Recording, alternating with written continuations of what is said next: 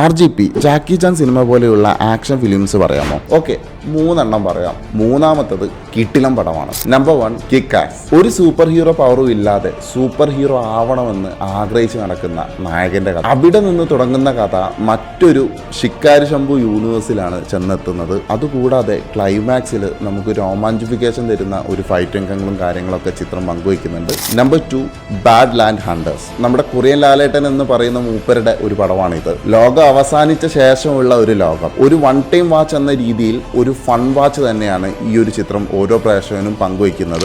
മൂന്നാമത്തെ സിനിമ അടുത്തിറങ്ങിയതിൽ ഏറ്റവും ഇഷ്ടപ്പെട്ട സിനിമയാണ്. അത് പറയുന്നതിന് മുമ്പ് നമ്മുടെ പേജ് ഫോളോ അല്ലെങ്കിൽ സബ്സ്ക്രൈബ് ചെയ്യാൻ യാതൊരു കാരണവശാലും മറക്കരുത്. നമ്പർ 3 നവോക്കെയിൻ. വേദന അറിയാത്ത നായകന്റെ കഥ. ഈ വേദന അറിയാത്ത ഈ ഒരു കൺസെപ്റ്റിനെ വളരെ അടിപൊളിയായിട്ട് കോമഡിയിൽ കുതിർത്തിട്ടാണ് ഇതിലെ ആക്ഷൻ രംഗങ്ങളും മൊമെന്റ്സും എല്ലാം ക്രിയേറ്റ് ചെയ്യുന്നത്.